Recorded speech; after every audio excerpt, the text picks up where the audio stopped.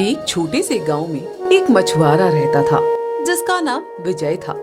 विजय बहुत ही ईमानदार था और वो हमेशा सच बोलता था। विजय हर रोज सुबह जल्दी उठकर समुद्र में मछली पकड़ने जाता था। वो अपनी नाव में बैठकर समुद्र में जाता था और वहाँ से मछलियाँ पकड़कर वापस आता था। एक दिन विजय ने समुद्र में एक बड़ी मछली देखी। वो मछली बहुत ही बड़ी और सुंदर थी। विजय ने सोचा कि वो इस मछली को बेचकर बहुत पैसे कमा सकता है। ये मछली तो बहुत बड़ी है, मैं इसे बेचकर काफी पैसे कमा सकता हूँ। लेकिन जब विजय ने मछली को अपने नाव में रखा तो उसने देखा कि मछली के पेट पर एक छोटा सा बैग चिपका हुआ है। विजय ने बैग को खोला और उसमें देखा कि उसमें एक पत्र है। ये क्या है? एक पत्र? लेकिन कोई एक मछली के साथ पत्र क्यों चिपकाएगा? इसे पढ़कर देखता हूँ, इसके अंदर क्या लिखा है। विजय ने पत्र को पढ़ा और उसने देखा कि ये मछली किसी व्यक्ति की है जो एक रहस्यमय संदेश छोड़ गया है। पत्र में लिखा था, जो कोई भी इस मछली को पकड़े वो इसे संभाल कर रखे। ये मछली किन्हीं गलत हाथों में न जाने पाए। लेकिन एक बात का ध्यान रखना, इस मछली को हासिल करने के लिए बहुत से बहुरूपिये आएंगे। तुम ये उसी को देना जो इसका असली मालिक हो। विजय ने सोचा कि इस पत्र का भला क्या मतलब हो सकता है। विजय ने सोचा कि वो इस मछली को वापस करने की कोशिश करेगा, लेकिन वो नहीं जानता था कि ये मछली किसे वापस करनी है।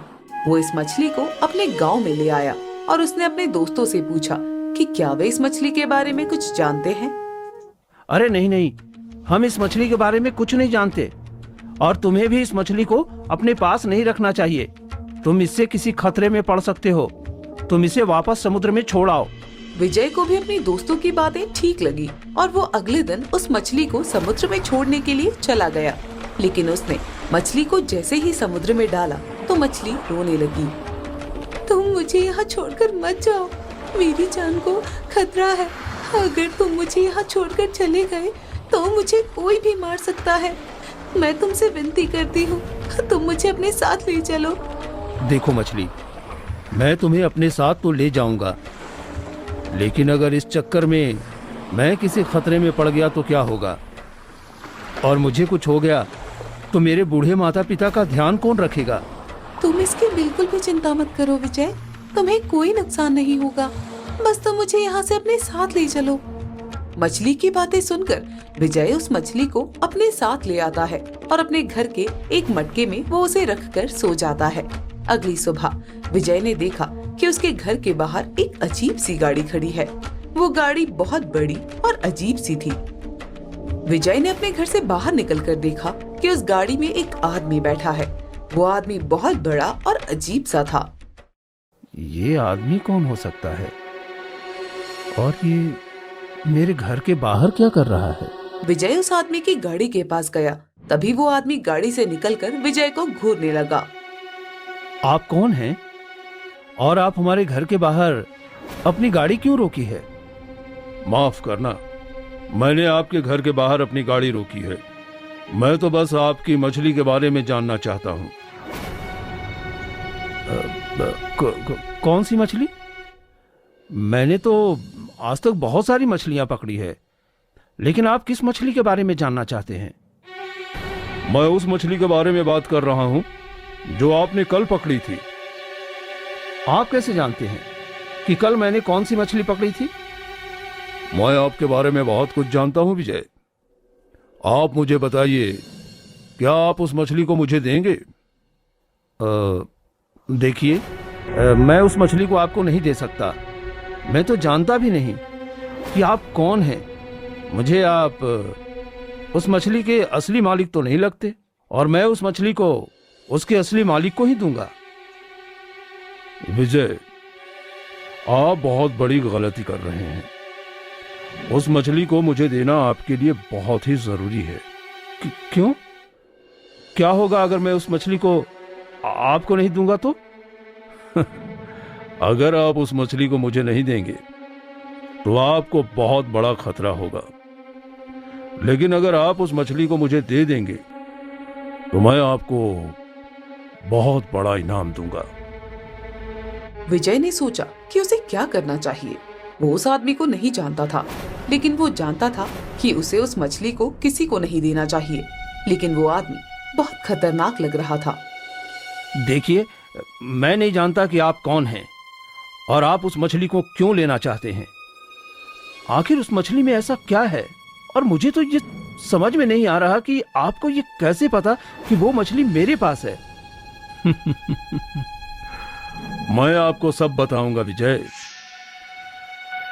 दरअसल मैं एक वैज्ञानिक हूं और उस मछली में एक बहुत ही महत्वपूर्ण चीज है।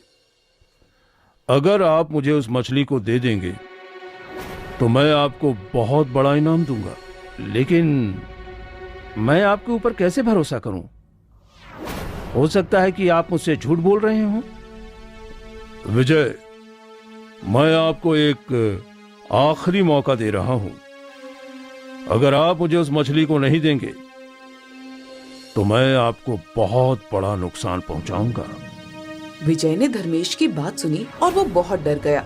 वो नहीं जानता था कि धर्मेश क्या करने की क्षमता रखता है। एक बार को वो घबरा गया, लेकिन अगले ही पल उसने उस आदमी धर्मेश से कहा, मैं आपको वो मछली नहीं दे सकता। आपको जो करना है आप कीजिए, लेकिन मैं आपकी धमकियों के डर से इस मासूम मछली को किसी गलत हाथों में नहीं दे सकता। ठीक है विजय, अगर आप मुझे मछली देना नहीं चाहते तो ठीक है। अब आप जो भी भुगतेंगे उसका कारण आप खुद होंगे। इतना कहते ही वो आदमी धर्मेश एक सांप का रूप ले लेता है और विजय को डसने के लिए उसकी ओर बढ़ता है। तभी विजय की माँ घर के अंदर आती है और घर में इतना बड़ा सांप देखकर डर जाती है। उनके दरवाजे के पीछे एक लाठी रखी थी। वो लाठी को उठाकर सांप पर दे मारती है और उसे एक झोले में बंद कर लेती है। विजय, तू ठीक है ना बेटा? तुझे कुछ हुआ तो नहीं ना? नहीं माँ, मैं ठीक हूँ। तुम्हें तो कुछ नहीं हुआ ना? नहीं बेटा, मैं भी बिल्कुल ठीक हूँ। लेकिन हमारे घर में अचानक इतना बड़ा सांप कहाँ से आ गया? गांव में तो अब किसी के भी घर में सांप नहीं निकलते, तो फिर ये सांप अचानक यहाँ कैसे आ गया? पता नहीं माँ, मैं नहीं जानता। खैर तुम चिंता मत करो और इसे मुझे दे दो। उसे वहाँ छोड़ आए। विजय पहाड़ी पर जाकर एक गड्ढा खोदता है और सांप को उसके अंदर दफना देता है। रात होने तक वो अपने घर पहुँचता है और खाना खाकर सो जाता है। वो अपनी माँ को भी इस बारे में कुछ नहीं बताता। वो गहरी नींद में सो रहा था कि तभी उसे उसकी माँ के चिल्लाने की आवाज सुनाई देती है। अरे, हमारे घर में चारों तरफ इतने सारे सांप कहाँ से आ गए? ये तो हमें मार ही डालेंगे। विजय बेटा जल्दी से उठ। अपनी माँ के चिल्लाने की आवाज सुनकर विजय की आँख खुलती है। वो जैसे ही अपने घर के दरवाजे पर देखता है तो घर के चारों तरफ ढेर सारे सांप लिपटे हुए थे। तभी वो सांप घर के अंदर आ जाते हैं और निर्मला के शरीर पर लिपट जाते हैं। ये सांप तुम्हारे शरीर पर कैसे लिपट गए माँ? मैं इन्हें कैसे हटाऊं? विजय अपनी माँ के शरीर से उन सांपों को हटाने के लिए बहुत कोशिश करता है, लेकिन सांप उसकी माँ को डस ना ले, इसलिए वो बहुत सावधानी से काम ले रहा था। लेकिन सांप उसकी माँ के शरीर पर और कस के अपनी पकड़ बना रहे थे।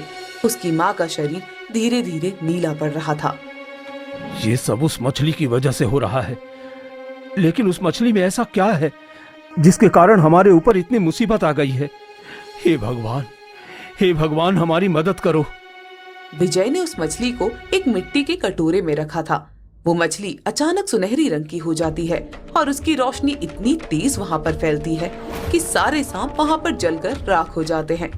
विजय की माँ को उन सांपों से छुटकारा मिल जाता है, लेकिन विजय को समझ नहीं आता कि आखिरकार मछली के पास ऐसी शक्ति आई कहाँ से।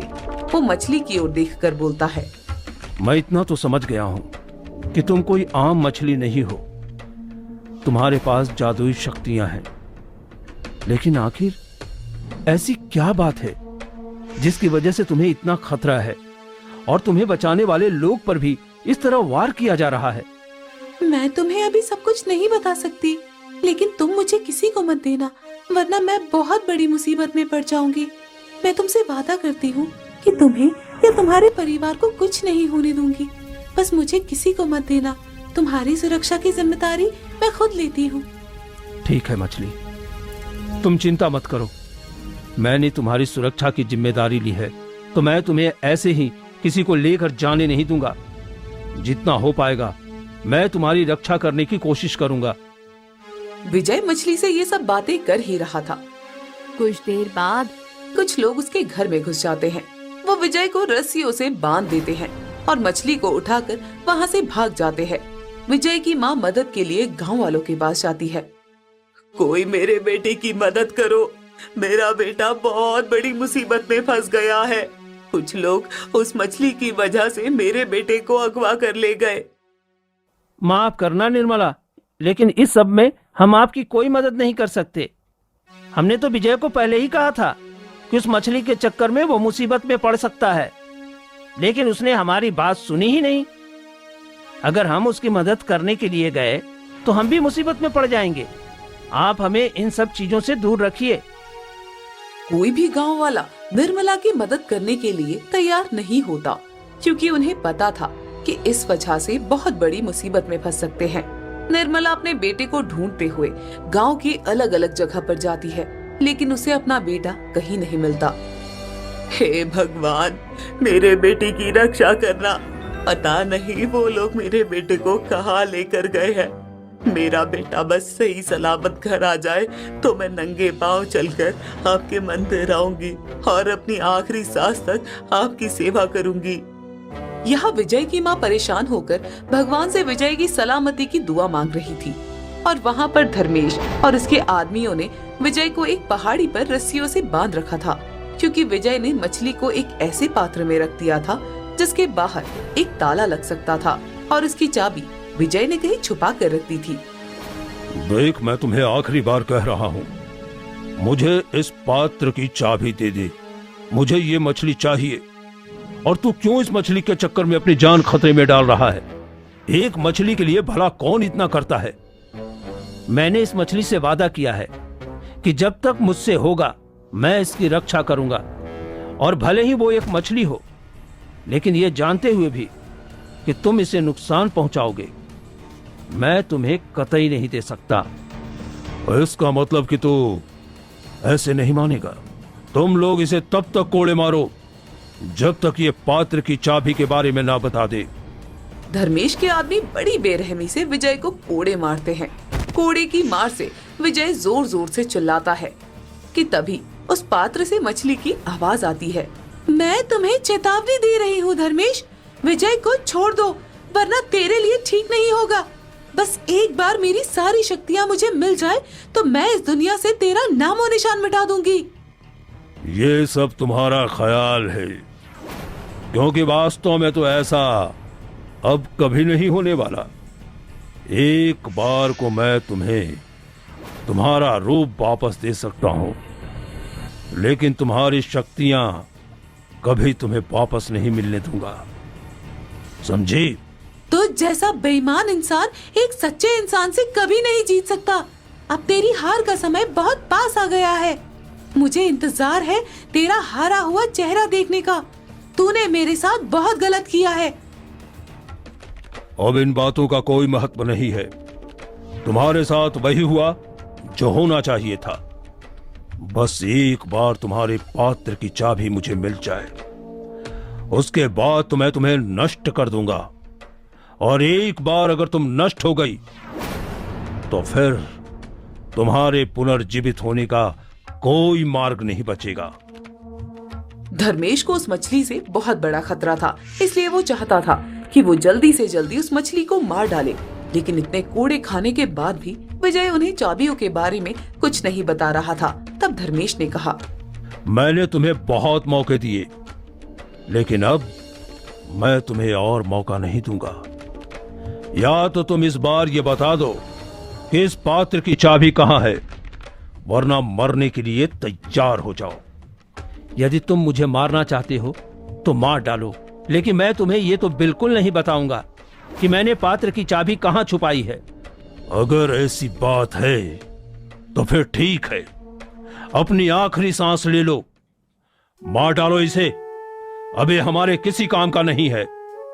धर्मेश के आदमी विजय को इतनी बुरी तरह पीटते हैं कि वो अधमरा हो जाता है, लेकिन वो चाबी के बारे में उनको नहीं बताता। विजय इतना ईमानदार और नेकदिल था कि उसने मछली को बचाने के लिए अपनी जान की परवाह भी नहीं की कि तभी अचानक वहाँ एक बहुत बड़ा विस्फोट हुआ। जिस पात्र में विजय ने मछली को रखा था वो फूट गया और उसके भीतर से एक बहुत खूबसूरत राजकुमारी निकल कर आई। उस राजकुमारी को अपने सामने देखकर धर्मेश की आंखें फटी की फटी रह गई। नहीं, ऐसा नहीं हो सकता। आखिर तुम्हें तुम्हारा रूप कैसे मिल सकता है? ये तो मेरे बिना संभव ही नहीं था। अभी तो तुम्हें सिर्फ ये पता चला है कि मुझे मेरा रूप वापस मिल गया है, लेकिन तुम ये तो जानते ही नहीं कि मेरे रूप के साथ साथ मुझे मेरी शक्तियाँ भी वापस मिल गई है। अब मैं तुम्हें नहीं छोड़ूंगी। राजकुमारी अपनी शक्तियों से धर्मेश को कैद कर लेती है। उसके जितने भी आदमी थे उन्हें भी एक जाल में बांध देती है। वो जल्दी से भागती हुई विजय के पास जाती है, जिसकी हालत बहुत खराब थी।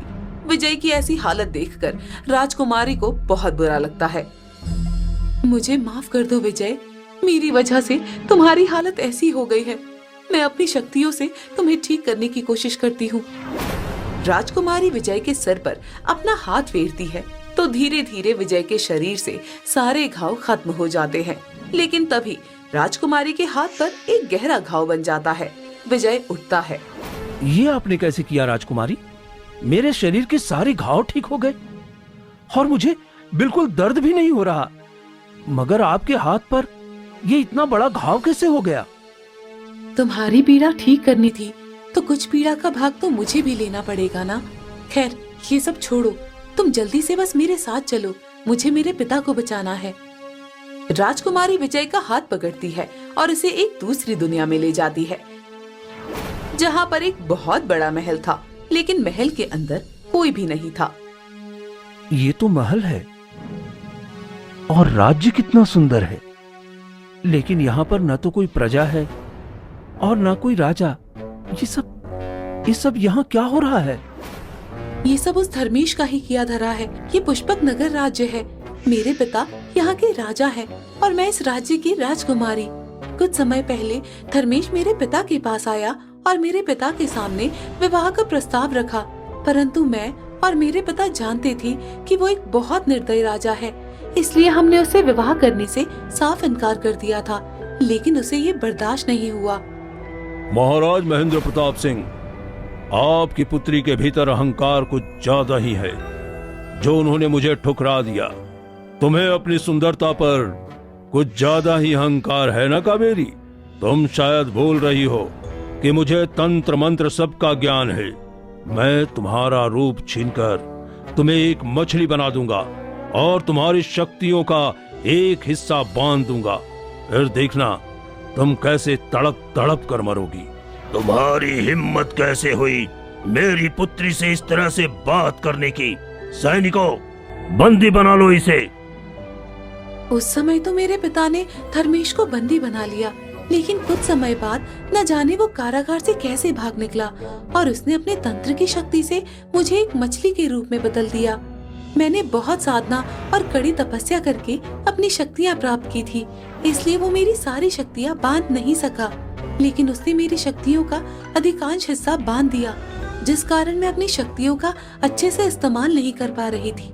लेकिन तुम्हारी वजह से मुझे मेरा रूप और मेरी शक्तियाँ वापस मिल गई। मैं तुम्हारी सब बातें समझ गया, लेकिन मुझे एक बात समझ में नहीं आई कि मेरी वजह से तुम्हें तुम्हारी शक्तियां और तुम्हारा रूप कैसे वापस मिल गया? मैंने तो कुछ किया भी नहीं। तुम एक बहुत ही ईमानदार व्यक्ति हो और तुम्हारी ईमानदारी की वजह से ही धर्मेश का वो तंत्र टूट गया। जब धर्मेश ने मुझे अपने तंत्र की शक्ति से एक मछली के रूप में बदल दिया था, तब एक ऋषि ने मुझे ये आशीर्वाद दिया था कि एक दिन एक ईमानदार व्यक्ति ही तुम्हें इस सबसे बाहर निकालेगा। मेरे प्राणों की रक्षा के लिए खुद के प्राणों की परवाह नहीं करेगा, बस वही मुझे बचा सकेगा। और तुमने मुझे बचाने के लिए अपनी जान की परवाह भी नहीं की, इसलिए तुम्हारी वजह से मुझे मेरा रूप और मेरी शक्तियाँ वापस मिल गई। लेकिन अभी हमें मेरे पिता और हमारी सारी प्रजा को बचाना है। जिसे धर्मेश ने अपने महल में कैद किया हुआ है। तो फिर चलो, हम धर्मेश के महल में जाकर तुम्हारे पिता और बाकी सारे सैनिकों को वापस लेकर आते हैं। जब तक धर्मेश जिंदा है तब तक उसके महल का द्वार नहीं खुलेगा। तुम्हारे जैसा ईमानदार व्यक्ति ही उसका अंत कर सकता है। मेरे पिता की चांदी की तलवार से तुम उसे मार सकते हो, वरना उसे मारने का और कोई तरीका नहीं। राजकुमारी विजय को लेकर अपने पिता के महल के अंदर जाती है। वो विजय को अपने पिता की चांदी की तलवार देती है और विजय की दुनिया में वापस आ जाती है, जहाँ पर राजकुमारी ने धर्मेश और उसके आदमियों को बंदी बनाकर रखा था। राजकुमारी विजय के साथ वहाँ पहुँचती है और विजय राजकुमारी के पिता की चांदी की तलवार से धर्मेश का अंत कर देता है। तभी राजकुमारी के पिता महेंद्र प्रताप सिंह और उनकी पूरी प्रजा धर्मेश के महल से आजाद हो जाती है। राजकुमारी विजय के साथ अपने पिता के समक्ष पहुंचती है। राजकुमारी को विजय से प्रेम हो गया था, इसलिए वो अपने पिता से विजय के साथ विवाह की मंजूरी लेती है। राजकुमारी के पिता भी विवाह के लिए हाँ कर देते हैं और राजकुमारी एक सामान्य स्त्री बनकर विजय के साथ विवाह कर लेती है और धरती लोक पर आ जाती है, जिसके बाद वो विजय के साथ अपनी पूरी जिंदगी हंसी खुशी बिताती है।